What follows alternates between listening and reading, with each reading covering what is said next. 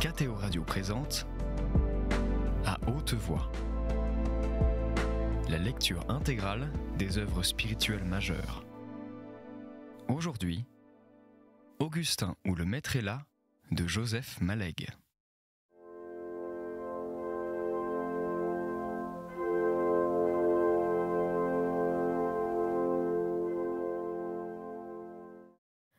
Le brave homme, pensait Augustin. La main grasse et fine de M. Rubenson tapotait son manteau d'un geste de pianiste, faisant valoir l'indépendance de son doigt annulaire. « Mon cher monsieur le friand, vous n'avez pas bien compris ce qui vous est demandé, fit-il, avec une douceur consolatrice, nuancée, ponctuée à miracle. » Une mortifiante suspension de quelques secondes eut largement le temps de développer toute sa saveur d'humiliation. « Je ne vous prie pas, monsieur Méridier, ne vous prie pas de nous apporter vos propres décisions. Je vous invite à m'indiquer simplement les possibilités matérielles, c'est-à-dire vacances de poste ou existantes ou à faire naître, dans les conditions qui sollicitent madame Andro Méridier, et de me soumettre ensuite la rédaction administrative de la disponibilité momentanée que je lui accorde. » Sa guêtre grise se balançait entre la chaise de monsieur le friand et son propre fauteuil à 50 cm du sol, au bout d'un pantalon parfait. Augustin vit derrière le lorgnon scintillant du chef de bureau s'affoler son œil servile et rigoureux. « Bien, monsieur le directeur, fit-il, je vais vous soumettre l'état des chaires et postes pouvant répondre aux desiderata dans les académies de Lyon, Grenoble et Besançon et vous renseigner sur chacun. » Il trottina vers la porte. Sa petite jaquette tombait sans taille, comme un rideau, le long de son dos défectueux. Une bûche craqua dans le vaste feu. Il eut le temps, avant de sortir, de poser le pied sur une étincelle qu'il releva, encore fumante, et il la portait dans ses mains comme pour un jugement de Dieu.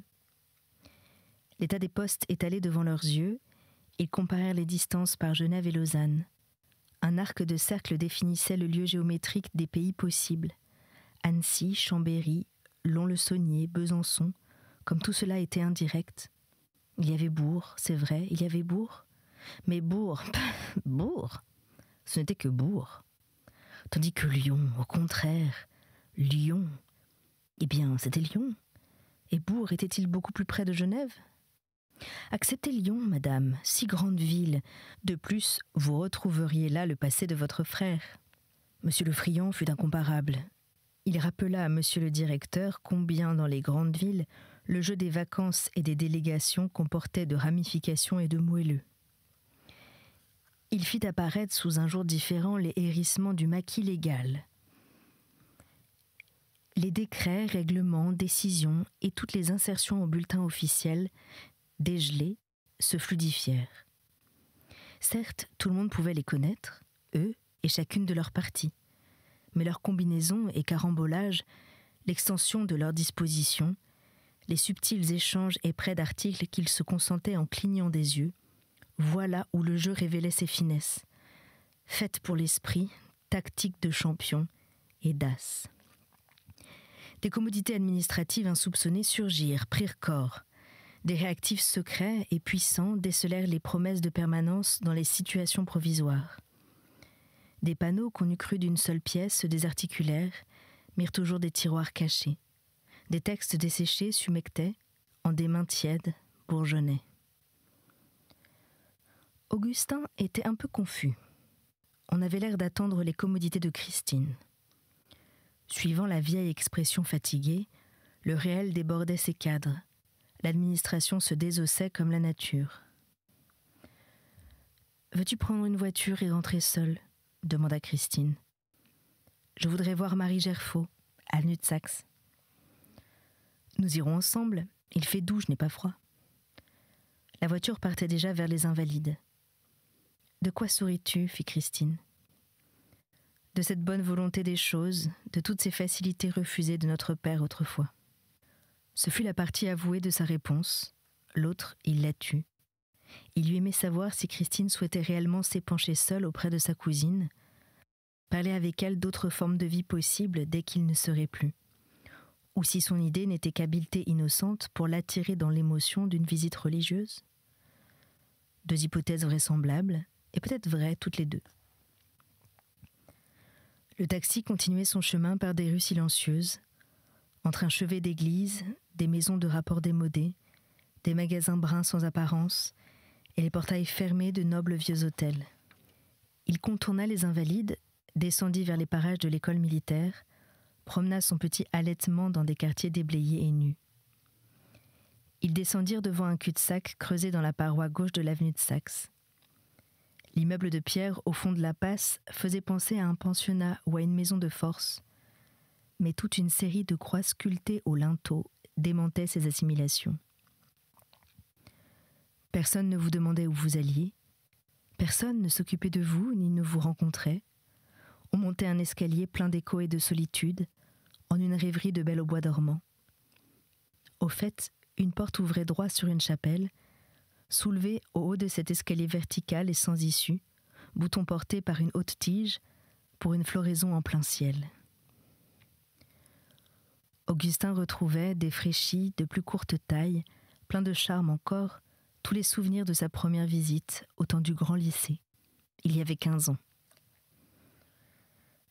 Une vieille petite religieuse riante, au visage couperosé, les reçut à l'entrée, les installa sur un banc de cette chapelle, les y fit attendre comme au salon.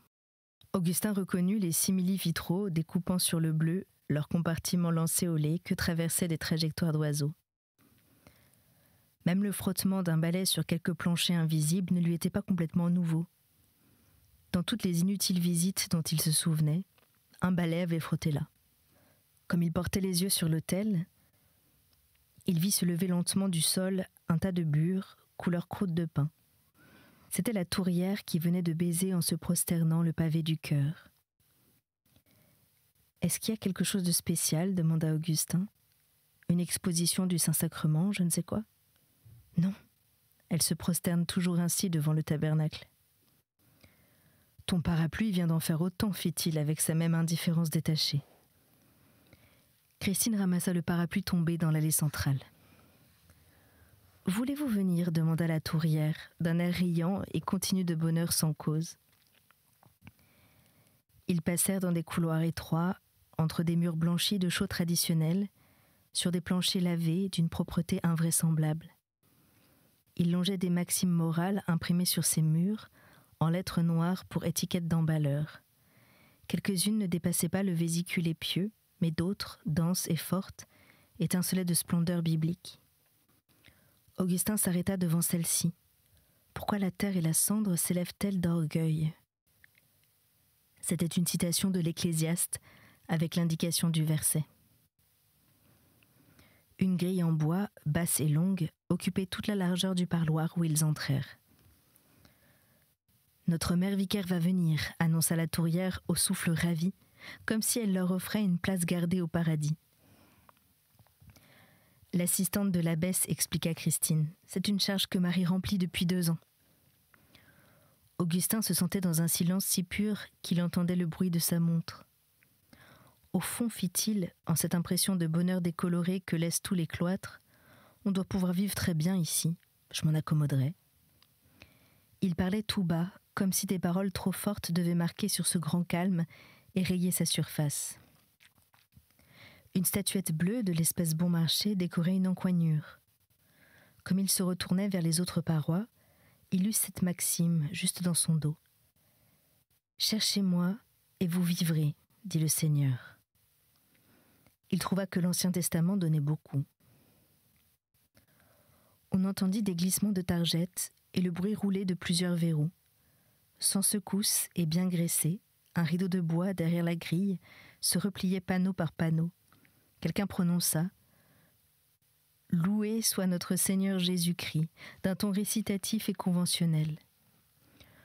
Augustin vit une grande forme de boue devant eux et d'une couleur singulière. Elle n'était pas grise, ni jaune, ni brun clair, plutôt soupe mitonnée. Oui, c'était bien cela. Soupe mitonnée. Un voile hermétique à raides plis noirs tombait devant leur visage.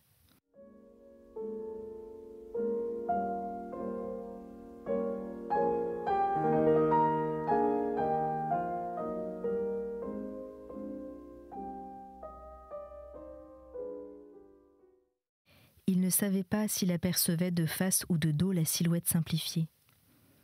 Il n'était même pas sûr qu'elle eût dit « Loué soit notre Seigneur Jésus-Christ ». Peut-être était-ce autre chose qu'il convenait de faire, ou une autre personne qu'il fallait louer. De très grande taille, massive, aux masses, la religieuse laissait deviner une anatomie de manœuvre. Cette grille, cette bure, cette noire rigidité voilée et 20 ans d'intervalle avaient transformé la Marie de chez nous. Les souvenirs d'autrefois, lancés à la rencontre, ne trouvaient plus rien, revenaient comme la colombe. Ses yeux de fantôme à travers les voiles se maintenaient sur Christine et l'ignoraient lui. Au-dessus d'une autre inscription noire, 2 pieds en plâtre orangé, nus, à hauteur d'homme et fleuris de roses, décoraient le mur derrière la vicaire. La grille cachait le reste de la statue. Elle semblait surprise en pleine ascension. De ternes mots de couvent et de bonnes femmes expliquaient les intentions du bon Dieu qui peuvent paraître dures, mais sont pour notre bien, ou la nécessité d'obéir à sa sainte volonté, et autres lieux communs de sympathie pieuse. Votre mère était tellement bien préparée, n'est-ce pas? Et quant à l'enfant, le voilà auprès du bon Dieu, bien avant nous. C'est un petit voleur de paradis. Monotonie de consolation où rien ne distinguait la mort d'une simple bronchite, d'une perte d'argent, de la pluie ou des autres intentions du bon Dieu. Hors de la visite et délaissé par la conversation, Augustin s'approcha avec le plus de silence qu'il put de l'angle droit formé par les murailles. Il y fit glisser sa chaise et s'y appuya. Le dossier de la chaise et la muraille formèrent comme un réduit, où, enserrés de 2 côtés, il put reposer son dos et ses épaules. Pourquoi ces consolations l'avaient-elles surpris? Elles étaient ce que pouvait dicter à ces femmes la prédominance presque monstrueuse d'un motif centre, d'un motif roi. Pour qu'elles possédassent sur Dieu la fameuse preuve expérimentale, il suffisait que leur cœur pût sentir suprême ce que leur pensée jugeait suprême. Si Augustin l'avait pu lui-même, l'angoissante question du reclassement de ses motifs se trouvait résolue, mais il ne pouvait pas. On a pourtant besoin de motifs, même pour 3 mois de vie, de quoi conduire entre 2 œillères, sur tout ce petit bout de route, la rosse humaine bien foyée. En lui, au contraire, règne le désordre d'une chambre de mort, la chambre funèbre d'il y a 3 semaines, et il se perd dans les tas de valeurs qui ne serviront plus. Derrière la clôture, les consolations s'étaient faites plus tendres. Depuis que j'ai reçu votre dépêche, toutes mes communions ont été pour vous, ma chérie. Ne croyez pas que je ne comprenne pas. Dieu n'a pas défendu de pleurer. On croyait sentir passer la tendresse retenue et l'ascétique douceur d'un baiser arrêté par les grilles. Ce silence et cette paix arrachaient Augustin aux moments actuels, le rendaient au passé, le lançaient sur les pistes des calmes anciens jours. Sans doute, ce passé tenait de Marie un certain charme autour duquel il aurait rêvé autrefois.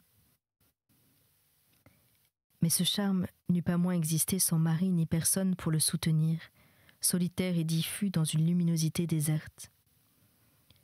Que son adolescence avait été belle, riche, pleine d'attentes, si naturellement hiérarchique et en ordre qu'il s'en était pas aperçu. Il fallait, pour le lui apprendre, tous les chaos qui avaient suivi. Elle se nommait piété, raison, froideur ardente, douces années. De petites visites pâles font toc-toc à ses vitres, de l'extrême bout de leurs doigts blancs. Voici la lumière orangée d'un fanal d'écurie, le frappant d'un sabot de cheval, le froid matin vert, l'onglet d'août et les hauts plateaux, et cette tasse d'eau à goût d'herbe et de fer blanc qu'a refusé jadis la grande femme voilée, debout devant l'entrecroisement de ses grilles. C'était la fin de sa jeunesse heureuse, le meilleur morceau dans la comédie de sa vie, la dernière scène de l'acte 1. Un bruit singulier s'était déjà fait entendre, qu'il commença seulement de remarquer. Glissement régulier et racleur d'une varlope abattant des copeaux. Quel bruit insolite dans cette maison! Une autre chose aussi étonnait. De l'encoignure où se trouvait Augustin, comme il plongeait les yeux obliquement de l'autre côté du treillis, il crut apercevoir le rebord extrême d'une étoffe de bure, ni pliée ni rangée, jetée en tas sur une chaise de coin, dans la partie clôturée du parloir, des ordres bien peu conventionnels. Puis sa songerie oublia bientôt le bruit de varlope et l'étoffe de bure. Il parcourait sa vie en une indifférence détachée, pleine d'ironie et d'indolence, et ne la connaissait sienne que parce qu'il la voyait plus clairement. La dernière scène de l'acte 1, et voici l'acte 2. Autre lieu, autre costume, ce qu'on est convenu d'appeler le drame de pensée pure. Le coude appuyé sur le dossier de sa chaise, Augustin dessine avec son index de vagues décors tremblés. Premier tableau. La critique positive détruit le christianisme du jeune héros. Scène de nuit, dramatique et concentrée. Deuxième tableau. La critique de la critique positive détruit la critique positive. Scène morcelée, multiple et molle, diluée sur bien des jours. On voit fuir à tire-d'aile le grand génie blanc des certitudes. Exeunt, la critique biblique et le génie blanc. Musique du crépuscule des dieux. Acte 3. L'apparition de l'ange. L'ange reconquiert le jeune héros. Monseigneur Herzog est là pour la dernière scène et la bénédiction nuptiale. Donne-moi ta pensée et reçois mon amour. Tentatrice, musique de mariage, musique pathétique, musique de sarcasme et de ridicule et de sanglots. Quel beau sujet. Cornélien, rhénanien, un peu bébête. Grave erreur du destin dramaturge qui n'a pas vu le beau sujet. Quel besoin d'un 4e acte? Et pourquoi ce nouveau personnage, le plus banal, le plus ressassé du monde, qui court la rue en carrosse noire et des chevaux teints? Exit l'ange, intrat la mort. Maladroit. La furie de douleur des jours précédents revenait sous une autre forme. Augustin se leva, s'approcha de la grille, échangea avec la vicaire des mots aimables et quelconques qui le forcèrent de se calmer. Une cloche sonna dans quelques corridors perdus. Comme la religieuse fermait les panneaux, il eut le temps de voir un spectacle singulier. Le paquet de bure jeté en tas sur la chaise, en un coin du parloir grillé, remua. Un pied pur, de chair pâle, vivante cette fois, sortit de l'étoffe, en agita les plis pour les regrouper, rentra sous la bure. Ils partirent sur cette image étrange. Elle l'accompagna quelque temps, dans les remous de sa tristesse, le long des couloirs nus et déserts bordés des lettres noires, pour étiquette et pour Maxime. Voici 3 lignes d'Isaïe, dit Augustin, s'avançant vers une partie du corridor où il n'avait pas encore pénétré. Christine dut l'attendre. Il venait de s'attarder devant l'inscription, s'étant prêté au long retentissement de ces 3 lignes dans son cœur. Pourquoi ce bruit de varlope qu'on entendait? Elles ont une sœur qui leur fait la menuiserie. Et qu'est-ce donc que ce pied nu qui remuait sous cette robe? L'auditrice qui accompagne toute religieuse appelée au parloir. Elles font en effet le sacrifice de leur intimité. Christine répondait comme un guide ou comme un catéchiste. Mais il n'avait demandé des renseignements que pour éviter une question sur le motif de son retard à la rejoindre. Lui ne faisait pas le sacrifice de son intimité. Il était tout au verset d'Isaïe. Comme un homme que sa mère console, ainsi je vous consolerai, je vous porterai sur mon sein et je vous balancerai sur mes genoux. Il s'en détacha avec indifférence au moment même de l'attrait. La fin de la journée passa très vite. Fatigué de ces 2 visites successives, bien qu'il eût pris le temps de goûter et de s'étendre aux heures fixées par le médecin, Augustin se coucha fiévreux. Christine lui porta une lettre d'Italie, venue par le courrier du soir. « Tu ne verras pas ton ami l'Argilier, il est à Rome pour 2 mois encore. » Augustin avait eu le temps de penser à un autre correspondant possible et d'en supporter d'absurdes et humiliants battements de cœur. La lettre annonçait qu'à son retour d'Italie, l'Argilier viendrait le voir en quelque lieu qu'il fût.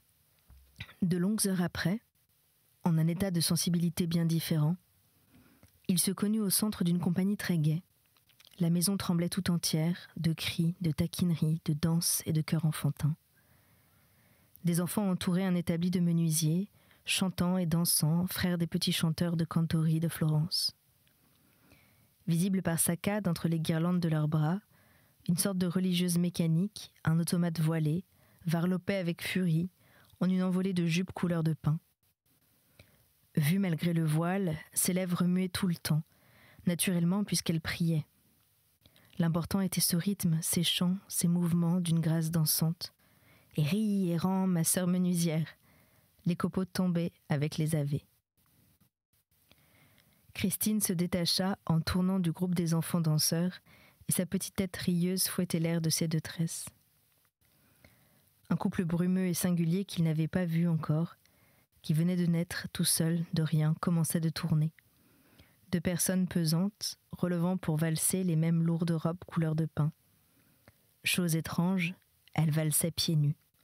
Quelqu'un demanda « Vous ne reconnaissez pas Mère Marie des 5 plaies et Mère Marie des 3 mages ?» Les deux Mères Marie tournoyaient au bras l'une de l'autre, montrant par période égale, comme des phrases, deux visages fous et suants. Une autre voix dit « Elle danse bien ?» C'était M. Rubenson. Il se promenait avec son père et l'évêque. Pourquoi l'évêque ? Mais Augustin sentait qu'il était tout à fait naturel qu'il fût là.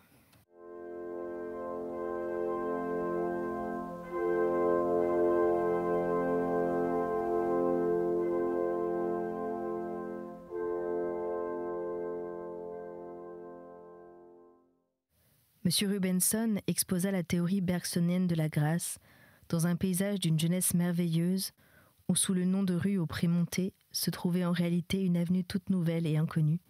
M. Rubenson expliquait que cette abbaye des bois de Chaux-de-Fonds, liée, on ne savait pourquoi, à cette leçon sur la grâce, datait en réalité du début du XVe, du temps des enfants chanteurs. Mais comment avait-il su qu'Augustin s'était rendu à cette abbaye, puisqu'il était bien sûr de n'avoir fait que le rêver ? Puis tout s'évapora dans la plus lumineuse joie. Ils virent Anne à cheval, adolescente, radieuse, et les cheveux flottants, comme Augustin l'avait déjà vu, il ne savait où. Son père dit avec une politesse cérémonieuse et surannée qu'ils allaient avoir l'honneur de saluer mademoiselle de Préfaille. Mais Augustin savait bien qu'elle n'était venue que pour lui. L'air était d'une beauté incroyable, rafraîchi d'un soleil édénique et de petites brises qu'on sentait. Anne dit qu'elle les lui ferait partager et le sens était très clair. Mais il fallait se hâter. Le train allait partir et c'était la raison de cette tension dans l'attente. Ils partiraient ensemble. Il ne fallait pas s'évanouir cette fois.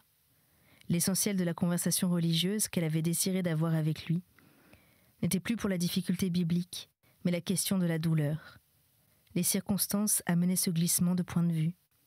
Lui expliquer cela sans déformation logique, quoiqu'en plein rêve, il le sentait horriblement fatigant. Du reste, une sourde poussée inclinait toute chose vers le réveil. Elle lui tendit une petite main gantée de gris, d'une précision touchable. Il se courba pour y mettre ses lèvres en une explosion de gratitude et de sanglots. Elle le regardait tendrement de ses yeux violets sombres, pleins de promesses et d'éclats. Il s'éveilla sous la violente douceur de ses regards, retrouva la chambre nocturne. Il n'avait jamais fait de plus beau rêve. L'apercevoir dans la fraîcheur et la fantaisie d'un long songe était un bonheur bon à prendre. Il savourait sa présence comme s'il la voyait encore, et pleurait doucement dans son oreiller, ce qui lui était facile puisqu'il s'était réveillé en larmes. L'émotion du rêve durait plus longtemps que ces images qui se délabraient lentement. Il fut fier de la manière dont il avait supporté ce rêve. Ni furie, ni âcreté, ni refus idiot d'accepter l'inéluctable, mais une large douleur ruisselante où commençait enfin de pénétrer la conviction qu'il ne la verrait plus. Elle sortait de sa vie, devenait une ombre. Une cassure arrachait de lui ces 3 mois pathétiques. Ni son existence à elle, ni la sienne, ne se rencontreraient plus. Les idées d'apaisement, de renoncement, de fin de tout se mêlèrent. When to the sessions of sweet silence thought, I summon up remembrance of things past. S'il avait dû vivre un certain nombre d'années, après maintes crises intercalaires, ces grands vers qu'il aimait se seraient bien présentés un jour. Mais la mort rendait tout plus simple. Une longue barre dorée, inattendue, verticale entre plafond et sol, marquait la porte de Christine. Elle avait d'un seul coup fait pivoter et remis en place la topographie confuse où son réveil laissait la chambre. Il était 6h30 du matin. Il fut entr'ouvrir la fenêtre, reçut le froid de l'aube, se recoucha, ramena son édredon jusqu'au menton. Christine, pour entendre le cas échéant son appel, laissait jour et nuit la porte simplement appliquée contre le chambranle, sans la fermer. Il l'entendit partir, étouffant tous les bruits possibles, le cri des serrures, le craquement des parquets et des gonds. Il sentit l'impression physique de la solitude. Heureusement, elle ne serait pas longue à rentrer. Elle s'en allait ainsi tous les matins, une fois à Montmartre, une fois à Notre-Dame-des-Victoires, et aussi à un petit couvent voisin, commode, qui servait de pension de famille pour bonnes et filles de service. Elle rentrait toujours à 8h, lui préparait son déjeuner. Rien n'était moins mystérieux que ses matinées. Elle ne lui laissait rien ignorer. Il croyait bien maintenant qu'elle avait fait exprès de l'amener voir Marie. Elle avait tenté de lui conduire l'Arguillier. Elle lui entraînait à Montmartre si sa santé le lui avait permis. Elle ne lui infligeait aucune conversation religieuse, aucune suggestion, aucun conseil, mais accumulait devant lui tout ce qui pouvait lui en parler. Il voyait suffisamment clair cette douce tactique. Elle avait pris son âme en charge. Naturellement, pour rien au monde, il n'eût laissé sentir le moindre déplaisir de ce qui n'était même pas une insistance, simplement une présence orientée.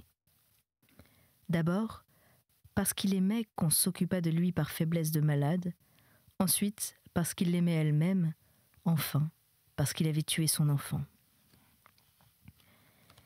Christine maintenait auprès de lui, non loin d'une lampe à esprit de vin et d'une boîte d'allumettes, un pot de thé au lait et des biscottes beurrées.